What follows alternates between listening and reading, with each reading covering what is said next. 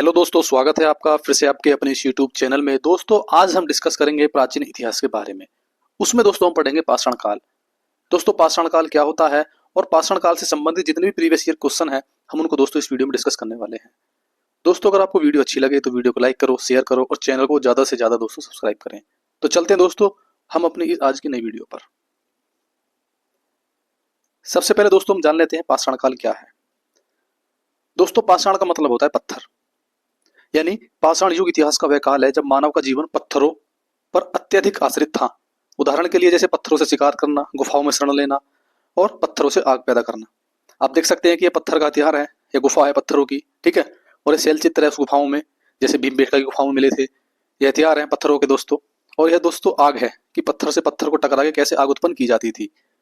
पाषाण काल को दोस्तों हमने 3 भागों में बांटा है अध्ययन की दृष्टि से। एक तो है दोस्तों पुरापाषाण काल, दूसरा है मध्य पाषाण काल और तीसरा है नवपाषाण काल। दोस्तों इन सभी काल को हम प्रश्नों के माध्यम से कवर करेंगे।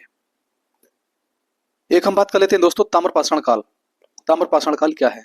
दोस्तों ताम्रपाषाण काल का मतलब हो गया कि ऐसा काल जहां पर तांबे का भी उपयोग होने लगा, यानी एक पुरातात्विक काल था जब गलाने वाले तांबे का इस्तेमाल बढ़ने लगा था। इसे ताम्रयुग और नवपाषाण काल भी कहा जाता है, क्योंकि नवपाषाण काल के बाद और कांस्य युग से पहले का समय जो था उसे हम बोलते थे दोस्तों ताम्रपाषाण काल। आहार, गिलुंड, बालाथल और गणेश्वर राजस्थान के दक्षिण पूर्वी भाग से उत्खनित महत्वपूर्ण ताम्रपाषाण स्थल माने जाते हैं दोस्तों। अब चलते हैं दोस्तों हम अपने आज के सबसे पहले प्रश्न पर। सबसे पहला प्रश्न है दोस्तों हमारा कि रॉबर्ट ब्रूसफुट थे। दोस्तों रॉबर्ट ब्रूसफुट तो जो थे यह एक भूगर्भ वैज्ञानिक और एक पुरातात्विक थे। पुरातात्विक मतलब हो गया दोस्तों जैसे पुराने तत्वों का अध्ययन करना, और भूगर्भ वैज्ञानिक हो गया जैसे पृथ्वी से संबंधित एक अध्ययन। आप इमेज से समझ सकते हैं भूगर्भिक अध्ययन की इमेज है, और ये दोस्तों नीचे पुरातात्विक जो हमारे तत्व हैं उनका अध्ययन किया जा रहा है। आप इमेज देख सकते हैं दोस्तों। रॉबर्ट ब्रूसफुट ब्रिटिश भूगर्भ वैज्ञानिक और पुरातात्विक थे। रॉबर्ट ब्रूसफुट ने 1863 में भारत में पाषाणकालीन बस्तियों की खोज या अन्वेषण की शुरुआत की थी। किसने दोस्तों? रॉबर्ट ब्रूसफुट ने। यह प्रश्न दोस्तों यूपी लोअर सबऑर्डिनेट प्री में दोस्तों पूछा प्रश्न है 2015 में। सभी दोस्तों प्रीवियस ईयर क्वेश्चन है। दूसरा प्रश्न दोस्तों हमारा उत्खनित प्रमाणों के अनुसार पशुपालन प्रारंभ हुआ था। दोस्तों पशुपालन प्रारंभ हुआ था, ठीक है, यह हुआ था दोस्तों मध्य पाषाण काल में, यानी मध्य पाषाण काल के अंतिम चरण में पशुपालन के साक्ष्य प्राप्त होने लगे थे। कौन से चरण में? अंतिम चरण में। और मध्य पाषाण काल में दोस्तों यह साक्ष्य कहां से मिले थे? ऐसे पशुपालन के साक्ष्य भारत में आदमगढ़, होशंगाबाद जो कि एमपी में है, तथा बागौर, भीलवाड़ा राजस्थान से मिले हैं। दोस्तों यहां से भी प्रश्न पूछ लिया जाता है कि जो मध्य पाषाण काल में जो पशुपालन के साक्ष्य मिले हैं वे कहां से मिले हैं। आपको ऐसे प्रश्न भी देखने को मिल जाएंगे इस वीडियो में। दूसरा प्रश्न है दोस्तों हमारा मध्य पाषाणिक प्रसंग में पशुपालन के प्रमाण जहां मिले हैं वह स्थान है। दोस्तों आदमगढ़ वह स्थान है, अभी हमने लास्ट में डिस्कस किया था। ऐसे पशुपालन के साक्ष्य भारत में आदमगढ़, होशंगाबाद एमपी तथा बागौर, भीलवाड़ा राजस्थान से मिले हैं। याद रहेगा दोस्तों, बिल्कुल सेम प्रश्न है। अगला दोस्तों निम्नलिखित में से किस स्थल से हड्डी के उपकरण प्राप्त हुए हैं? दोस्तों हड्डी के उपकरण किस स्थल से प्राप्त हुए थे? यह दोस्तों हड्डी का उपकरण है, यह भी दोस्तों हड्डी का उपकरण है, और आप देख सकते हैं कि यह अध्ययन हो रहा है, ठीक है, यह अध्ययन हो रहा है हड्डी को वहां पर देख करके। मैंने इमेज लगा रखी है ताकि आपको आसानी से समझ में आ जाए। तो दोस्तों ऐसा स्थान है मध्य पाषाणकालीन मैदा। मैदा से दोस्तों हड्डी के उपकरण प्राप्त हुए हैं। हालांकि सरायनहार राय से भी हड्डी के उपकरण प्राप्त हुए, लेकिन सबसे ज्यादा मैदा से हुए हैं। और दूसरे स्थान पर अगर बात करें तो सरायनहार राय से भी हड्डी के उपकरण प्राप्त हुए थे, वह अल्प मात्रा में हुए थे। जैसे हम डिस्कस कर लेते हैं एक बार। मध्य पाषाणकालीन मैदा जो कि उत्तर प्रदेश के प्रतापगढ़ जिले में स्थित है, से बड़ी मात्रा में हड्डी एवं सींग निर्मित उपकरण प्राप्त हुए हैं। जीआर शर्मा मैदा में 3 क्षेत्रों का उल्लेख करते हैं, जो झील क्षेत्र, बूचड़खाना संकुल क्षेत्र एवं कब्रिस्तान निवास क्षेत्र में बटा था, ठीक है, जो कि झील क्षेत्र, एक बूचड़खाना संकुल क्षेत्र एवं कब्रिस्तान निवास क्षेत्र में बटा था। बूचड़खाना संकुल क्षेत्र से ही हड्डी एवं सींग निर्मित उपकरण एवं आभूषण बड़े पैमाने पर पाए गए हैं। सरायनहार राय से भी अल्प मात्रा में हड्डी के उपकरण मिले हैं दोस्तों यूपी पीसीएस मेंस में और यूपी आरओ एआरओ में भी दोस्तों ये पूछा हुआ प्रश्न है। अगला दोस्तों की एक ही कब्र से 3 मानव कंकाल कहां पर मिले हैं?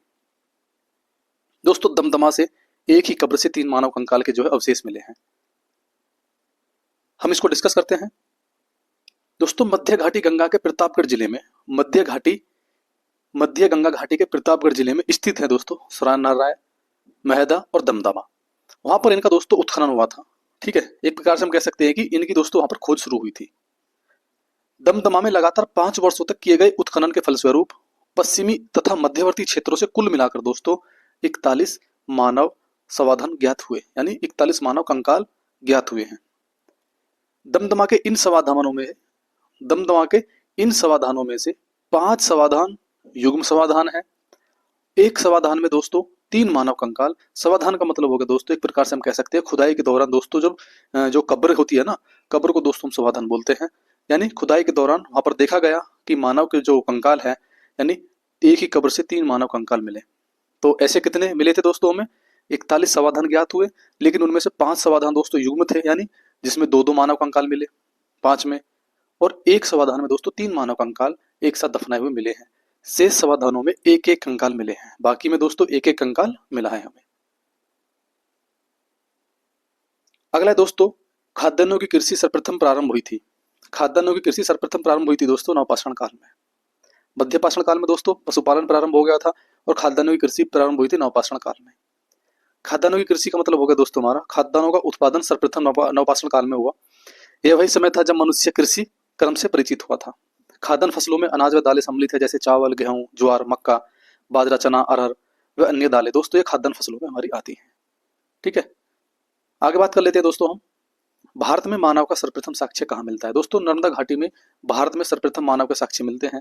भारत में मानव का सर्वप्रथम साक्ष्य मध्य प्रदेश के पश्चिमी नर्मदा क्षेत्र में अवस्थित हथनौरा, जो कि होशंगाबाद नामक पुरा स्थल से प्राप्त हुआ। इसकी खोज पुरातत्वविद अरुण सोनकिया द्वारा 5 दिसंबर 1982 को की गई थी। दोस्तों इसमें और हम स्टैटिक जीएस के तौर पर अगर हम पढ़ें, जैसे नीलगिरी को ब्लू माउंटेन कहते हैं हम, शिवालिक हिमालय की नवीनतम श्रेणी कही जाती है, और नर्मदा नदी जो है दोस्तों अमरकंटक की पहाड़ी से निकलती है। यह भी दोस्तों उत्तराखंड पीसीएस में दोस्तों पूछा गया था प्री में। अगला प्रश्न है दोस्तों हमारा, मानव द्वारा सर्वप्रथम प्रयुक्त अनाज था। जी हाँ दोस्तों, मानव द्वारा सर्वप्रथम प्रयुक्त जो अनाज था वह जौ था दोस्तों। दूसरे पर हम बात करें तो दूसरा था दोस्तों हमारा गेहूं। हालांकि उस टाइम पर दोस्तों जौ, गेहूं और चावल के साक्ष्य हमको देखने को मिले थे। कहाँ कहाँ पर मिले थे दोस्तों, उसको हम डिस्कस कर लेते हैं। आपको पता है दोस्तों 8 खाद्य अनाजों का उपभोग किया गया है या किया जाता है वर्तमान में, जैसे जौ, गेहूं, चावल, मक्का, बाजरा, सोधम, राई एवं जई। अनाजों के पौधे विभिन्न क्षेत्रों में जंगली घास के रूप में विद्यमान थे, जिन्हें बीजों के रूप में अलग अलग क्षेत्रों में अलग अलग समय पर मानव ने उगाया था। वैश्विक दृष्टि से देखा जाए तो सर्वप्रथम जौ 8000 ईसा पूर्व के आसपास भूमध्य सागर एवं ईरान के मध्य स्थित पश्चिमी एशिया के देश में मानव द्वारा उगाया गया। क्या? जौ। बाद में लगभग इन्हीं क्षेत्रों में 8000 ईसा पूर्व के आसपास ही गेहूं भी उगाए जाने लगा था दोस्तों। गेहूं भी उगाए जाने लगा था। अगला प्रश्न है दोस्तों, भारतीय उपमहाद्वीप में कृषि के प्राचीनतम साक्ष्य प्राप्त हुए हैं। दोस्तों आप देख सकते हैं कितनी बार ये प्रश्न पूछा हुआ है। UP lower subordinate, UP PCS mains में, छत्तीसगढ़ पीसीएस में, पीएससी में, और यूपी पीसीएस स्पेशल मेंस 2008 में। रिपीटेड क्वेश्चन है दोस्तों, काफी टाइम पूछा हुआ प्रश्न है। तो दोस्तों वर्तमान साक्ष्यों के अनुसार हम बात करें तो लहुरा देव से कृषि के प्राचीनतम साक्ष्य प्राप्त हुए हैं। अब हम इसको एक बार डिस्कस कर लेते हैं। हालांकि पहले मेहरगढ़ को हम मानते थे, लेकिन वर्तमान में हम किसे मानते हैं नवीनतम खोज के अनुसार? लहुरा देव को। नवीनतम खोजों के आधार पर भारतीय उपमहाद्वीप में प्राचीनतम कृषि साक्ष्य वाला स्थल उत्तर प्रदेश के संत कबीर नगर जिले में स्थित लहुरा देव है। यहाँ से 9000 ईसा पूर्व से पहले जो है हमारी सन जो है वो उल्टी चलती थी। 9000 ईसा पूर्व से 7000 ईसा पूर्व तक के बीच चावल के साक्ष्य प्राप्त हुए हैं। कहाँ पर दोस्तों? लहुरा देव से। उल्लेखनीय है कि नवीनतम खोज के पूर्व भारतीय उपमहाद्वीप का प्राचीनतम कृषि साक्ष्य वाला स्थल मेहरगढ़, जो कि वर्तमान में पूछ लिया जाता है कि मेहरगढ़ कहाँ पर है, पाकिस्तान के बलूचिस्तान में स्थित। यहाँ से भी दोस्तों 7000 ईसा पूर्व के गेहूं के साक्ष्य यहाँ पर दोस्तों मिले थे हमें। कहाँ पर? मेहरगढ़ में। 7000 ईसा पूर्व के आसपास की हम बात करें तो। जबकि प्राचीनतम चावल के साक्ष्य वाला स्थल, अगर हम बात करें, चावल के जो साक्ष्य मिले हैं दोस्तों वह मिले हैं दोस्तों कोल्डिवा से, जो कि इलाहाबाद जिले में बेलन नदी के तट पर स्थित है। यहाँ से 6500 ईसा पूर्व के चावल की भूसी के साक्ष्य मिले हैं। कहाँ से? कोल्डिवा से। कोल्डिवा से दोस्तों चावल के साक्ष्य मिले हैं। ठीक है, मेहरगढ़ से और लहुरा देव से दोस्तों कृषि के साक्ष्य मिले हैं, लेकिन लहुरा देव से दोस्तों प्राचीनतम साक्ष्य मिले हैं। और लहुरा देव से दोस्तों हमको किसके साक्ष्य मिले थे? चावल के। लेकिन चावल के प्राचीनतम साक्ष्य की हम बात करें, चावल के प्राचीनतम साक्ष्य की अगर हम बात करें, जो माना जाता था वह माना जाता था दोस्तों कोल्डिवा को। लेकिन लहुरा देव से भी दोस्तों चावल के साक्ष्य हमें प्राप्त हुए हैं। दोस्तों यह 4 प्रश्न हैं जो कि अन्य अन्य लैंग्वेज में दोस्तों, ये जो पिछला प्रश्न है पूछे हुए प्रश्न है दोस्तों, इन लैंग्वेज में भी दोस्तों यह प्रश्न जो है पूछा जा सकता है। ठीक है, आप इसको एक बार देख लेना। हम चलते हैं दोस्तों अगले क्वेश्चन पर। अगला प्रश्न है दोस्तों, निम्नलिखित में से किसको चालकोलिथिक युग भी कहा जाता है? चालकोलिथिक युग दोस्तों हम ताम्र पाषाण युग को भी कहते हैं, या हम कहते हैं कैलकोलिथिक युग। अगला प्रश्न है दोस्तों, निम्न में से किस एक पुरास्थल से पाषाण संस्कृति से लेकर हड़प्पा सभ्यता तक के सांस्कृतिक अवशेष प्राप्त हुए हैं? वह दोस्तों मेहरगढ़। मेहरगढ़ से दोस्तों, मेहरगढ़ जो कि वर्तमान में बलूचिस्तान पाकिस्तान में स्थित पुरास्थल मेहरगढ़ से पाषाण संस्कृति से लेकर हड़प्पा सभ्यता तक के सांस्कृतिक अवशेष प्राप्त हुए हैं। मेहरगढ़ से सर्वप्रथम जो है कृषि के साक्ष्य मिले थे ऐसा माना जाता है। लेकिन वर्तमान में किसको मानते हैं हम? लहुरा देव को। लहुरा देव को जो भी हमने लास्ट में पढ़ा है। अगला प्रश्न दोस्तों, नवदा टोली का उत्खनन किसने किया था? नवदा टोली का उत्खनन दोस्तों एच.डी. सांकलिया ने किया था। नवदा टोली जो कि एमपी का, हम बात करें एमपी में है, नवदा टोली का उत्खनन दक्कन कॉलेज पूना के प्रोफेसर एच.डी. सांकलिया ने कराया था। यह स्थल इस महाद्वीप का सबसे विस्तृत उत्खनित ताम्रपाषाणिक ग्राम स्थल है, जिसकी तिथि दोस्तों, जिसकी तिथि 1600 से 1300 ईसा पूर्व के मध्य निर्धारित की गई। किसकी? नवदा टोली की। अगला दोस्तों हमारा, वृहत पाषाण स्मारकों की पहचान की गई है, किसके रूप में की गई है वृहत पाषाण स्मारकों की पहचान? दोस्तों मृतकों को दफनाने के रूप में, या हम कह सकते हैं मृतक को दफनाने के स्थान के रूप में दोस्तों इनकी पहचान की गई। किसकी? वृहत पाषाणिक स्मारकों की। इसमें दोस्तों अगर हम पढ़े नवपाषाण युगीन दक्षिण भारत में, नवपाषाण युगीन दक्षिण भारत में अगर हम बात करें, सबों को विभिन्न प्रकार की समाधियों में दफनाने की परंपरा विद्यमान थी। इन समाधियों को जो विशाल पाषाण खंडों से निर्मित है, विशाल पाषाण खंडों से निर्मित है, यानी पाषाण मतलब पत्थर से निर्मित है, जिन्हें हम वृहत पाषाण या मेगालिथ के रूप में या मेगालिथ के नाम से जाना जाता है। किनको दोस्तों? जो विशाल पाषाण खंडों से निर्मित है ऐसी समाधि। इनके विभिन्न प्रकार हैं दोस्तों, जैसे शिष्ट समाधि, pit circle, cairn circle, dolmen, umbrella stone, hood stone, कंदराय, महिर आदि दोस्तों ये समाधियों के प्रकार हैं। ठीक है, तो नवपाषाण कालीन हम बात करें, नवपाषाण युगीन दक्षिण भारत में सबों को विभिन्न प्रकार की समाधियों में दफनाने की परंपरा थी। ठीक है, इन समाधियों को जो विशाल पाषाण खंडों से निर्मित हैं, इनको हम दोस्तों मेगालिथ या वृहत पाषाण के नाम से जानते थे। इनके अन्य प्रकार भी हैं दोस्तों, जैसे शिष्ट समाधि, pit circle, cairn circle, dolmen, umbrella stone, hood stone, कंदराय, महिर। समझ में आ गया होगा दोस्तों प्रश्न आपके। आगे हम बात करते हैं दोस्तों, राख का टीला निम्नलिखित में से यानी किस नवपाषाण कालीन स्थल से संबंधित है? राख का टीला दोस्तों, राख का टीला दोस्तों मिला था हमें संगनकल्लू से। कर्नाटक में मैसूर के पास वेल्लारी जनपद में स्थित संगनकल्लू नामक नवपाषाण कालीन पुरास्थल से राख के टीले दोस्तों प्राप्त हुए हैं। मृतकों के टीले किससे माने जाते हैं दोस्तों? मोहनजोदड़ो से। अगला दोस्तों हमारा भीमबेटका किसके लिए फेमस है? भीमबेटका फेमस है गुफाओं के शैल चित्र से संबंधित दोस्तों, ये फेमस है भीमबेटका। मध्य प्रदेश के रायसेन जिले में स्थित भीमबेटका प्राग ऐतिहासिक शैल चित्रकला का श्रेष्ठ उदाहरण है। इन गुफाओं में जीवन के विभिन्न रंगों को पेंटिंग के रूप में उकेरा गया, जिनमें हाथी, सांबर, हिरन आदि के चित्र हैं। अब तक लगभग 700 शरण स्थलियों की पहचान की जा चुकी है, जिसमें 133 में चित्र पाए गए हैं। इसकी खोज 1957 में वी.एस. वांकर ने की थी। यूनेस्को ने भीमबेटका शैल चित्रों को विश्व विरासत सूची में सम्मिलित किया है, या यूनेस्को द्वारा भीमबेटका के जो शैल चित्र हैं उनको विश्व विरासत सूची में सम्मिलित किया गया था यूनेस्को के द्वारा। अगला प्रश्न है दोस्तों, निम्नलिखित में से किस स्थान से मानव कंकाल के साथ कुत्ते का कंकाल भी सावधान से प्राप्त हुआ है? सावधान से प्राप्त हुआ है दोस्तों बुर्ज होम से, जो कि जम्मू कश्मीर में है, बुर्ज होम से मानव के साथ कुत्ते को जो दफनाया गया था उसके कंकाल मिले हैं। कहां से? बुर्ज होम से। जम्मू कश्मीर में श्रीनगर के निकट उत्तर पश्चिम स्थित बुर्ज होम से नवपाषाणिक अवस्था में मानव कंकाल के साथ कुत्ते कंकाल भी सावधान से प्राप्त हुआ है। इस पुरास्थल की खोज वर्ष 1935 में डी टेरा एवं पीटरसन ने की थी। गर्तावास, गड्ढों वाले घर भी यहाँ की प्रमुख विशेषता है, या गर्त आवास वाले जो गड्ढे के साक्ष्य कहां से मिले हैं दोस्तों? बुर्ज होम से मिले हैं।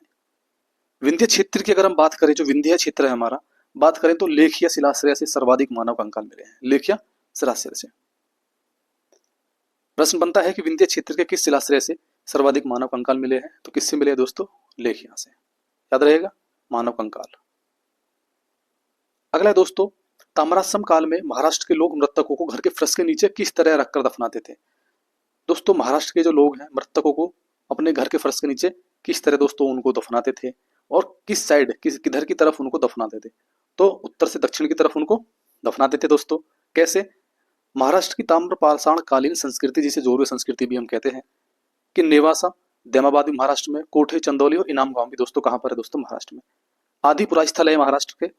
पुरास्थलों में घरों से मृतकों को अस्थि कलश, जो अस्थि कलश होता है दोस्तों जिसमें हम अस्थि रखते हैं, अस्थि कलश में रखकर उत्तर से दक्षिण की स्थिति में घरों के फर्श के नीचे दफनाए जाने के साक्ष्य मिले हैं। और कब्र में मिट्टी की हड्डियां और तांबे की कुछ वस्तुएं भी रखी जाती थी दोस्तों। मिट्टी की हड्डियां और तांबे की कुछ वस्तुएं भी रखी जाती थी।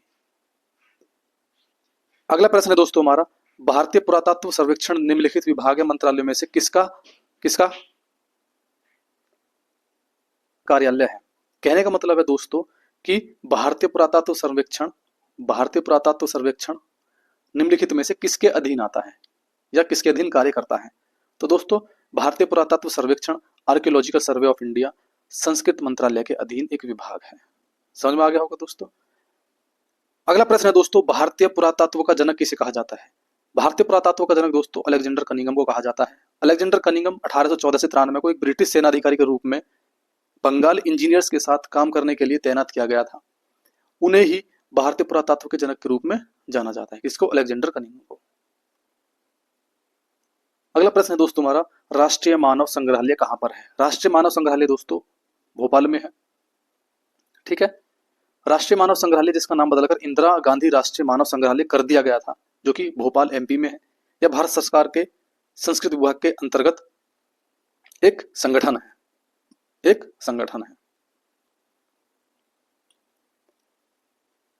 तो दोस्तों यह थी हमारी पाषाण काल से संबंधित यानी प्राचीन इतिहास में हमने डिस्कस किया था आज पाषाण काल को। उससे संबंधित दोस्तों पाषाण काल से संबंधित हमने सारे प्रीवियस ईयर क्वेश्चन जो है डिस्कस कर लिए हैं। अगर पाषाण काल से दोस्तों कोई प्रश्न बनेगा तो इन्हीं में से दोस्तों आएगा, चाहे वो एसएससी का एग्जाम हो या यूपी का कोई भी एग्जाम हो या कोई भी स्टेट एग्जाम हो। तो दोस्तों उम्मीद करता हूँ कि यह वीडियो आपको काफी अच्छी लगी होगी। तो मिलते हैं जल्दी ही एक ऐसी नई वीडियो के साथ। तब तक के लिए दोस्तों जय हिंद, जय भारत।